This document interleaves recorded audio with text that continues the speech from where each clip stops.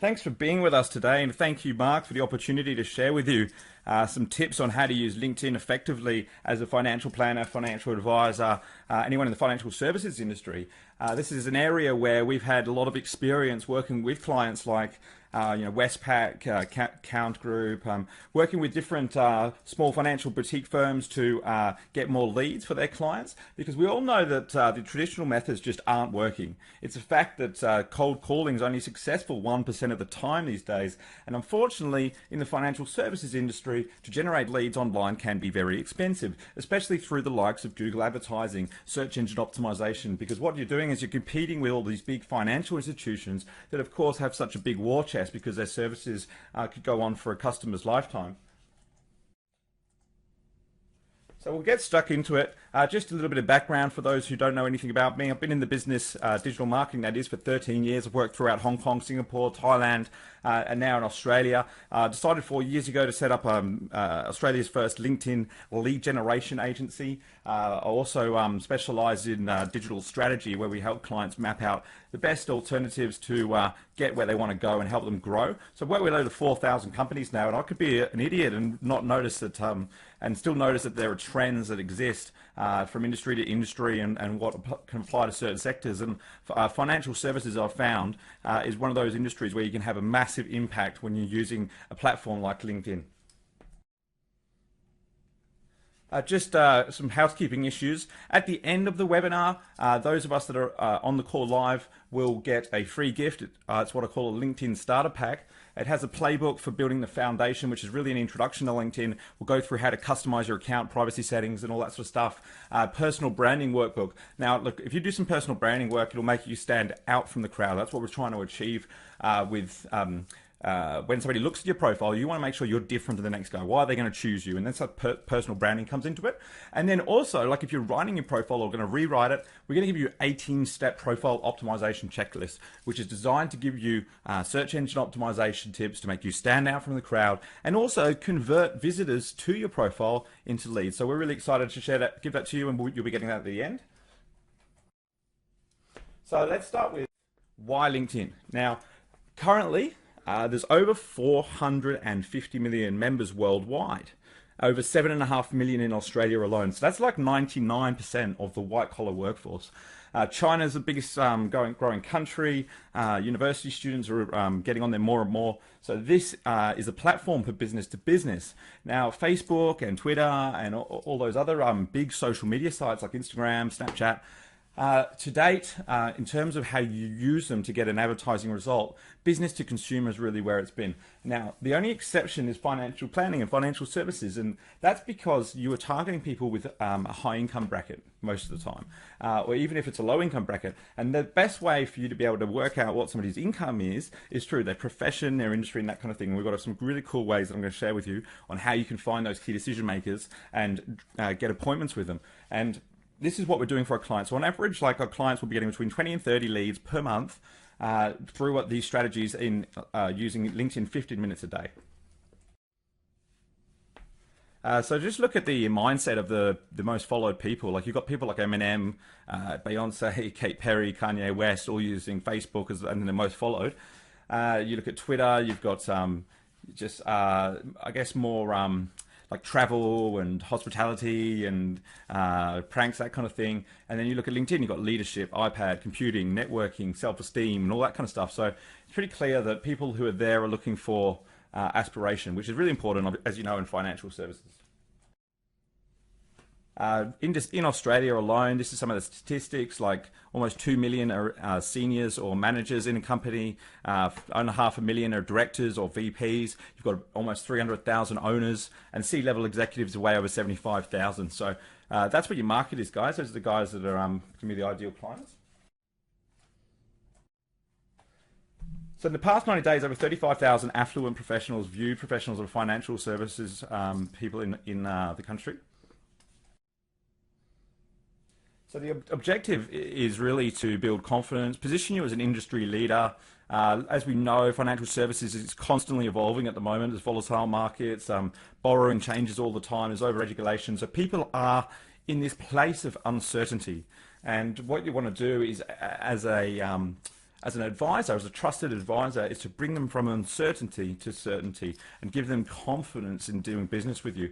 And a big way to do that is through social media and publishing content and becoming like an industry authority, so that when they have a need or when they want to change providers, you're the person they trust and they want to go with. If you're not 100% convinced yet that LinkedIn's the way to go for you, here's a case study. Morgan Stanley lands a $70 million account. These slides will become available after the call on SlideShare, so I'm more than happy to share that case study with you. But these sort of things are happening all the time. I mean, it happens to be a particularly big client, but there's not many financial advisors out there that haven't actually landed a client through LinkedIn. Nearly every business meeting now is preceded or followed by visiting LinkedIn, Twitter, or Google. Now, if it's visiting Google, it's probably ending up on LinkedIn, because LinkedIn's normally where they normally rank at the top of the Google search results. And not only do they validate the person's credibility, but the business as a whole. So what you want to do is make sure that your LinkedIn profile is portraying who you are as a trusted advisor and not just a version of your CV. So this is what our objectives are: to acquire new clients, to regain trust, lead with insight and grow relationships, enhancing customer service. So we're trying to affect clients at every stage of the funnel, from awareness to recognition to when they're actually considering alternatives to when they're already a client and they're in the advocacy stage. 91% of financial advisors use LinkedIn for business, and 32%, 28% Google and Twitter as well. So look, if you're going to be on one of these platforms, LinkedIn's the one to go for. If you're going to be on more than one, then I would suggest being on LinkedIn, potentially Facebook or Twitter, but I guess you're better off putting all of your time, if you're investing your time into one. As a company as a whole, if you have a marketing team or an outsourced marketing provider, then it makes sense to be using all of them, because you can update them all simultaneously through Hootsuite or something similar. So if you want to write that down, it's a free service. It allows you to update more than one social media site at once and schedule posts in advance and everything. That's HOOTSUITE, Hootsuite. Okay, 66% of people say that LinkedIn is effective for B2B lead generation, and Facebook's obviously the most effective for business to consumer. This is changing. Facebook's becoming more expensive to market on. In order to be effective, you really have to be targeted, and there's some cool ways that you can do that through like custom audiences and stuff, but that's not what this webinar is about. We're going to be focusing on LinkedIn. So 7 in 10 financial advisors are already using social media for business purposes. This must be a bit more than that now, and 9 in 10 use LinkedIn. So in terms of return on investment, LinkedIn reports that 3 of 5 advisors using LinkedIn have gained new clients as a result. So this is based on their surveys, and nearly a third of those brought in $1 million plus under management. So the evidence is there. Okay, so improving the effectiveness of my referral network. So the best clients or prospects, I suppose, that you could target are who? Well, they're the people that know your existing clients. Now, the best way to find out who knows your existing clients is to connect with your existing clients on LinkedIn. And a lot of people say to me, like at seminars and stuff, "Oh, Nathaniel, I've got 10,000 followers on LinkedIn. What do I need you for?" And it's like, well, okay, how much money are you making of LinkedIn? And the answer is not much. And the truth is, the value is not in those 10,000 people. It's in the 50, 100, 150, 1 million people that they're connected to, because that's their referral network. That's where you can get added value. In the old days, I used to go to see a client and I used to say something like, "Hey, can you think of anyone else that might find value in our services? Could you refer them to me? Write down 3 names. If you wouldn't mind, please, that'd be great." And if you give me 3 names, that was a really good result, because I call those 3 people, generally one of them would do business. Now, these days, what I actually do is I look at the client's LinkedIn profile, I look at who they connected with, and I say, okay, there's a financial advisor, okay, that guy works for that company, yeah. And I could come to him with a list of 3 of my preferred referrals to get from this guy, and say, "Hey, I noticed you connected these guys on LinkedIn. Would you mind introducing me to them? Or would you mind if I mentioned your name when I contacted them?" The power of that is really effective, and you can do that in a very scalable manner.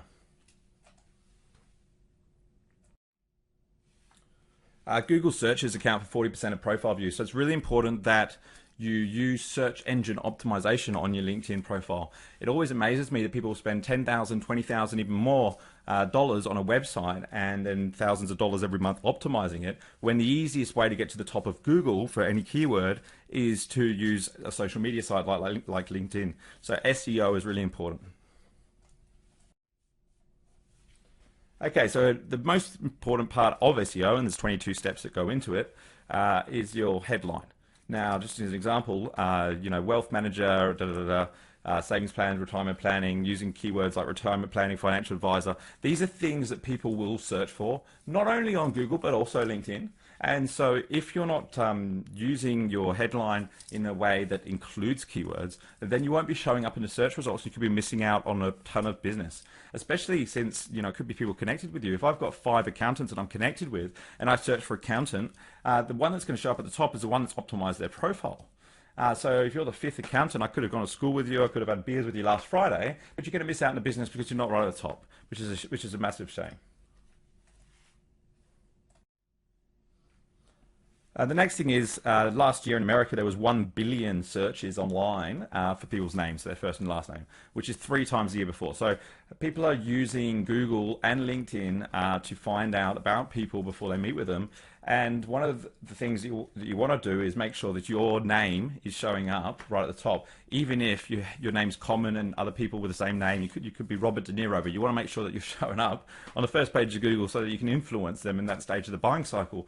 So one of the things that Google will look at is your URL, and that's the web address. So what you can do is see before all of those numbers that come after the web address, it doesn't really mean much to Google. You can customize it so that it just has linkedin.com/in/your name, first and last name. And I suggest that you all do that. Not only does it look really professional if you want to include it in your email signature or whatever, but it also will show up towards the top on Google just by making this small change. So it's very powerful.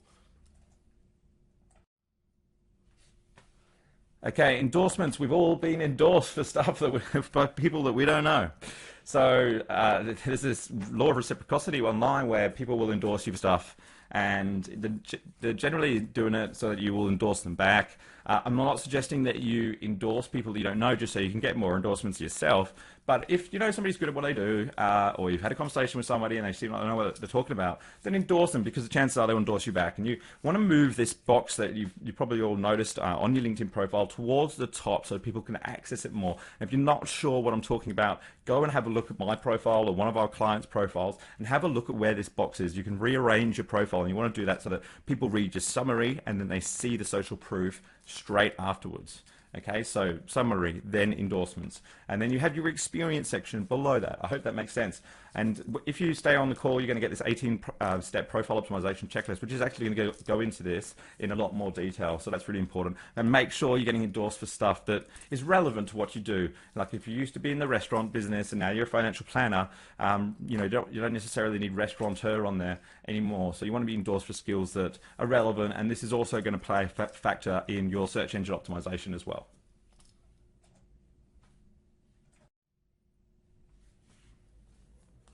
It's very important to build trust, as you know, in your industry. Like, it's really important that the clients feel confident to make a decision with you. So build your credibility as much as you can. Organizations, honors awards, all that sort of stuff. If you build a complete profile, LinkedIn will give you more visibility as well. So there's a ton of benefits. I don't need to tell you guys this. People buy from people they trust, and the best way to portray trust is through social media, because the reason we're all on there and not on websites is because I could go to your website and tell me how good that your company is from your perspective. But if I go to a powerful Facebook page or like a powerful LinkedIn page, it's going to be all the recommendations and endorsements and social proof that are actually going to give me that feeling of trust, which is why I would be a lot more inclined to look at somebody's LinkedIn profile than say their website, for example. So you want to be asking your clients for recommendations. The people that are going to thrive for the social media age are the people that actually have integrity and do a good job, because it's going to become more and more visible online, and sales is no longer as important as marketing. What's moving to what's happening is the old days, like you used to have a first impression for someone when you met them, you shook their hand, and that was 7 seconds you would have a first impression of someone. Well, guess what? Most of the time that's actually happening on the internet these days. That's where people are getting their first impression of you.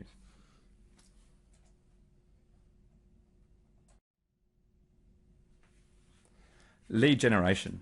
Okay. Now, this is really important. So you want to listen up to this point. If you've got any other browsers open, your email browser, you want to go ahead and shut that down. Make sure you grab a pen and take some notes, because what I'm about to share with you is the most effective way that you can scale your business in 2016 and for the foreseeable future. So where the search bar is on LinkedIn, next to it you'll find a button that says Advanced. Now, you've probably come across this already. If you haven't, check it out. It's pretty cool. So in Advanced People Search, you can be particular about where these keywords are showing up on people's profiles. So let's say, for example, you are a financial advisor and you specialized in like self-managed super funds, and a really good client for you would be like a dentist, okay, in Toorak. So I'm going to put in job title, dentist. I'm going to put in location, Toorak. I'm going to put in industry, medical practice. Okay, and I'm going to see who comes up. Now, there's a chance that no one will come up, because LinkedIn's only as powerful as your network. So if I've got no dentist connections and I've got no connections that are connected to dentists, then the search results can be very limited. However, if there's one or two people, I could have a look at their profile, and what I want to do is scroll down their profile and find out what groups they're members of. I'll say that again. So when I look at their profile, find out what groups they're members of. Now, my guess is that they'll be a member of a group that's got something to do with dentistry. Now, I would like you to go to that group, join that group, and then do the same exercise again. Click on the Advanced button, search for dentist in Toorak, and see how many people show up in the search results. What will happen is all of the members of that group will start showing up in the search results. So you'll have like hundreds, if not thousands, of people all of a sudden showing up in the search results. You can join up to 50 groups. The most important thing is you join groups that your clients will be members of. Joining groups that other people in the industry are members of has its benefits, but don't forget about your clients. Connect with them. Send them customized connection requests, and then when they connect, this is an example straight out of a financial advisor's lead generation campaign that I've used. It says, "Hi, thank you for connecting. I've had a look at over your profile, and I wanted to touch base. Through my company, we specialize in helping medical practitioners reach their financial goals. The reason I thought we should connect is we have some success with other people that are in similar fields to yourself. It would be good to line up a time to chat and learn a bit more about your goals and see if there's a fit to take discussions further. What's your diary like next week?" Okay, a couple of things. The first is it's short, it's brief. It says nothing about the company really, other than the name, what they do, just that they work with similar clients. It's all about the person you're sending it to. I've looked at your profile, I thought we should connect because people similar to yourselves, and I'd like to chat to you and find out, if there's a good fit. So it's not just about me selling myself, it's about me asking some questions to find out if they're a good fit. Now, it's very conversational. You could send that to everyone and it would seem very personable. This is the sort of things happening online, and it's very effective. So the next thing is take the conversation offline. So when you send a message like that and someone responds favorably, or they ask for more detail, you have to take the conversation offline and say, yes, sure, let's have a phone call. Just going back a step as well, I want to make sure that it's clear that the reason that you don't have to tell people what you do when you send them a message is because they only have to click on your name and read your profile. So that's why profile optimization is so important, because if your profile has to do its job of building your credibility.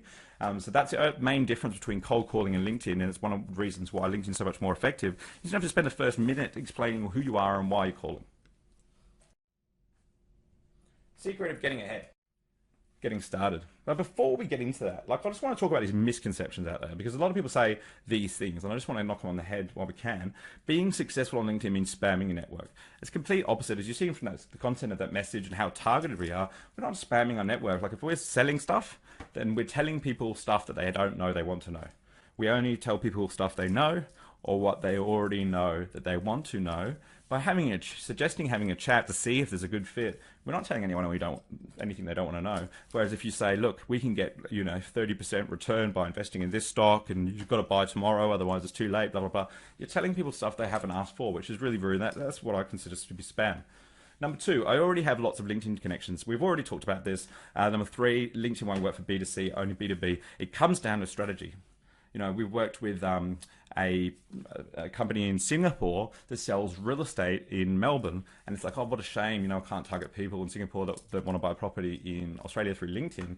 What we did is we targeted CEOs that live in Singapore who went to university in Australia, and the conversion rate was huge. It was really effective.